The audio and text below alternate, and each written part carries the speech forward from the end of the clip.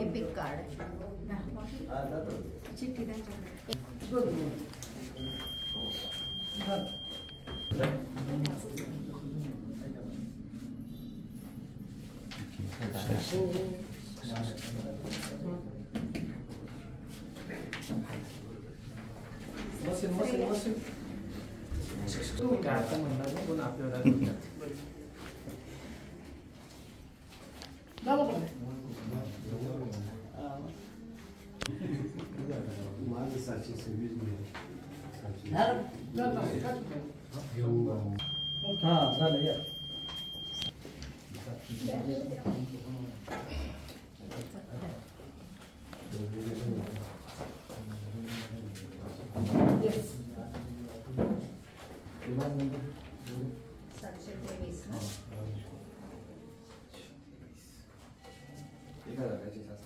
काय आणलं ID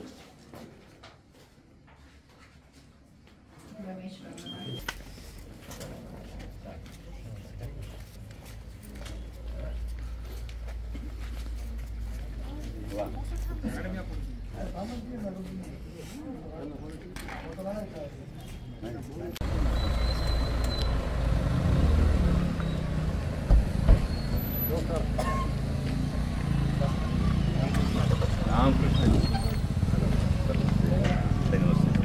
one metre होते दर्शी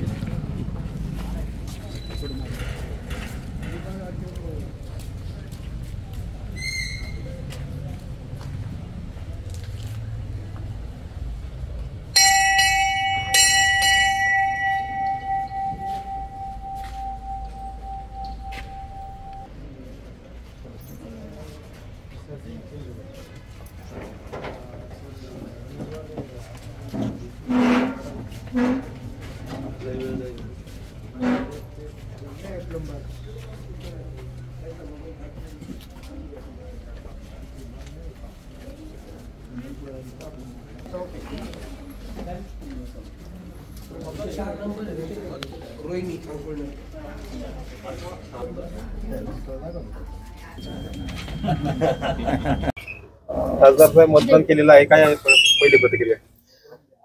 महाराष्ट्राच्या स्वाभिमानासाठी, महाराष्ट्र धर्म राखण्यासाठी मी माझं कर्तव्य बजावलंय आणि महाराष्ट्रातल्या तमाम मायबाप मतदारांना हेच आवाहन आहे, बळीराजाच्या भल्यासाठी, युवकांच्या रोजगारासाठी, माता भगिनींच्या संरक्षणासाठी आणि महाराष्ट्राचा स्वाभिमान राखण्यासाठी आपण सुद्धा मतदान करा.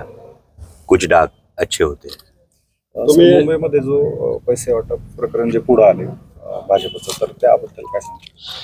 नाही, महाराष्ट्रात लढून जिंकता येत नाही हे भारतीय जनता पक्षाच्या लक्षात आलेलं असल्यामुळे महाराष्ट्रातला स्वाभिमान खरेदी करण्याचा हा प्रयत्न सुरू आहे. पण महाराष्ट्राने यापूर्वी पाहिलेलं आहे की या पद्धतीनं महाराष्ट्र जर त्यांच्या हातात सोपवला तर तो गुजरातच्या हाती स्वाधीन केला जातो.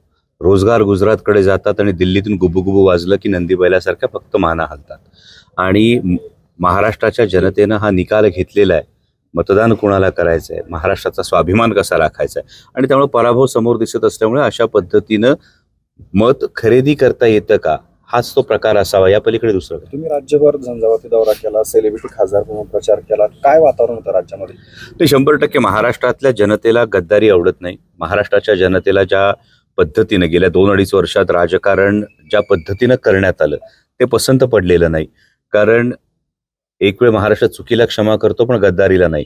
2 पक्ष फोडले, नेते पळवले, मंत्री पळवले आणि या पद्धतीनं महाराष्ट्रातल्या मायबाप जनतेनं जे मतदान केलं होतं त्याचा अपमान करण्याचं काम या महायुतीच्या सरकारने केले. शेतकऱ्यांमध्ये प्रचंड नाराजी आहे, प्रचंड अस्वस्थता आहे, युवकांमध्ये प्रचंड निराशा आहे, माता भगिनींच्या सुरक्षेचा प्रश्न ऐरणीवर आलेला आहे. आणि असं असताना महाराष्ट्रानं आता ठरवलं की महाराष्ट्र आपल्याला अनुभवी आणि सुशिक्षित आणि सुरक्षित हातात सोपवायचं. जुन्नरमध्ये पंचरंगी लढत होते आणि मतदानाची जर आकडेवारी किंवा टक्केवारी जर पुढे आली तर यातून काय होऊ शकतं? कारण एकट्या आदिवासी भागामध्ये 1 उमेदवार आणि उर्वरित त्याच्यात 4.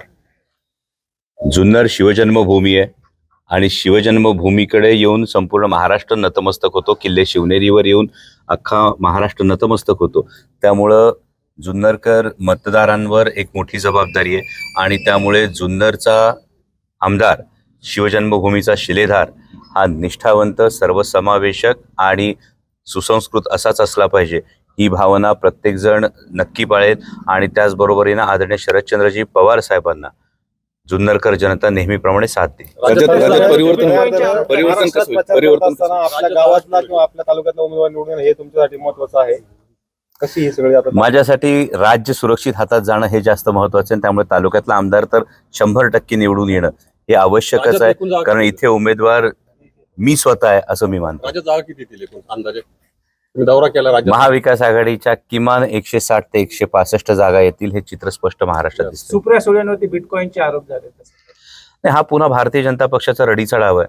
म्हणजे आरोप केव्हाचे, फोन कॉल केव्हाचे आणि या पद्धतीचं ऑडिओ रेकॉर्डिंग अशा सेन्सिटिव्ह मॅटरमध्ये कुणी करेल का? त्याची फॉरेन्सिक तपासणी झालेली आहे का? या अनेक गोष्टी माननीय सुप्रियाताईंनी सुद्धा या संदर्भात निवडणूक आयोगाकडे तक्रार दाखल केलेली आहे. आणि ऐन निवडणुकीच्या एक दिवस आधी अशा पद्धतीनं फेक नॅरेटिव्ह पसरवण्याचा जो प्रकार झालेला आहे. पण आरोप जे करतायत त्यांचे राष्ट्रीय महासचिव मात्र रंगेहात पकडले जात आहेत. त्यामुळे कुठेतरी त्या विषयाकडून भारतीय जनता पक्ष अशा पद्धतीनं मतदान विकत घेण्याचं पाप करतंय. या गोष्टीकडून लक्ष विचलित करण्यासाठी हा प्रकार करण्यात आला असावा. मतदानाची टक्केवारी घसरते, मतदारांना काय आवाहन कराल? मतदारांना हीच माझी विनंती आहे की शेतकऱ्यांच्या भल्यासाठी, माता भगिनींच्या संरक्षणासाठी आणि युवकांच्या रोजगारासाठी आणि सगळ्यात महत्त्वाचं म्हणजे महाराष्ट्राचा स्वाभिमान राखण्यासाठी आपल्याला घराबाहेर पडावं लागेल. आपल्याला मतदान करावं लागेल.